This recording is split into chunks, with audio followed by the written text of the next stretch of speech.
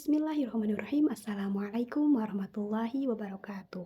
Perkenalkan, nama saya Rina Farhati. Saya berasal dari program studi Pendidikan Ilmu Pengetahuan Alam. Di sini saya akan memaparkan materi tentang kepemimpinan dalam perspektif Islam. Dalam Islam, kepemimpinan disebut al-imamah atau al-qiyadah.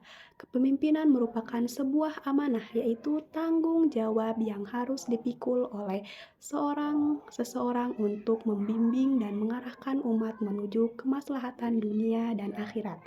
Jadi, pemimpin bukan sekedar orang yang memberi perintah, tetapi seseorang yang memberi teladan, melayani umat, serta bertanggung jawab atas kesejahteraan orang-orang yang berada di bawah kepemimpinannya. Setelah memahami pengertiannya terlebih dahulu tadi, selanjutnya kita akan melihat landasan kepemimpinan dalam Islam. Landasan kepemimpinan dalam Islam Landasan kepemimpinan dalam Islam berasal dari dua sumber, yaitu Al-Quran dan Al-Hadis. Sumber pertama yaitu Al-Quran. Quran Surat Al-Baqarah ayat 30 menjelaskan bahwa Allah menjadikan manusia sebagai khalifah di bumi. Ini berarti manusia diberi tugas untuk memimpin, menjaga, mengelola kehidupan sesuai dengan kehendak Allah. Kemudian dalam Quran Surat An-Nisa ayat 59 memerintahkan kita untuk taat kepada Allah, Rasul, dan para pemimpin selama mereka tetap berada dalam kebenaran. Ayat ini menunjukkan bahwa posisi pemimpin sangat penting dalam struktur masyarakat Islam. Dari hadis, Rasulullah SAW bersabda bahwa setiap kalian adalah pemimpin dan setiap kalian akan diminta pertanggungjawaban atas apa yang dipimpinnya. Ini menegaskan bahwa kepemimpinan adalah tanggung jawab moral yang besar, bukan sekadar posisi.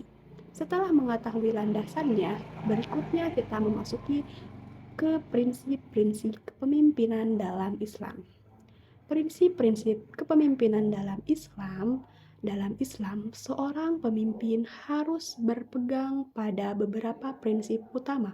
Yang pertama yaitu amanah, yaitu memandang jabatan sebagai tanggung jawab yang harus dijaga. Yang kedua yaitu adil, yaitu berlaku jujur dan tidak memihak siapapun. Yang ketiga musyawarah, yaitu melibatkan orang lain dalam pengambilan keputusan yang penting. Yang keempat, jujur dan transparan sebagai dasar utama kepercayaan.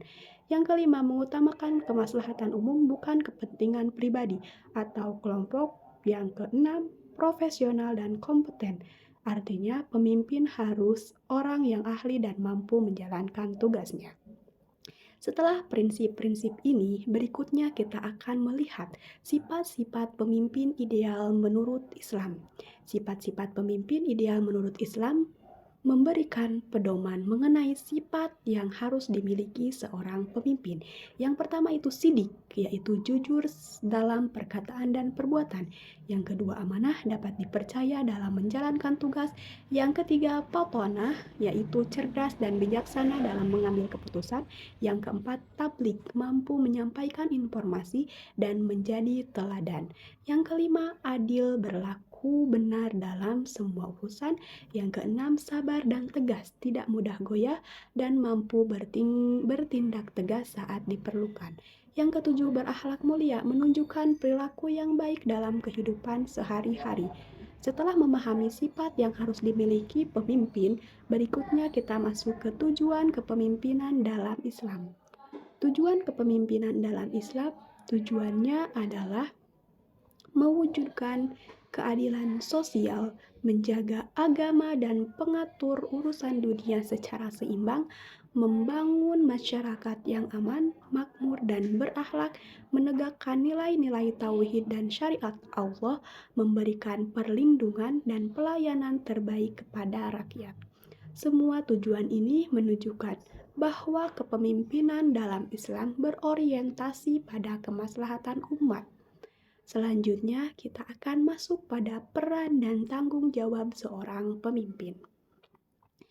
Peran dan tanggung jawab pemimpin Kajian Islam menjelaskan bahwa pemimpin memiliki beberapa peran penting, yaitu yang pertama, menjadi teladan yang baik dalam akhlak dan sikap, mengambil keputusan berdasarkan syariat dan mempertimbangkan kemaslahatan. Yang ketiga, mengayomi dan melindungi rakyatnya. Yang keempat, menegakkan hukum dan menciptakan keadilan.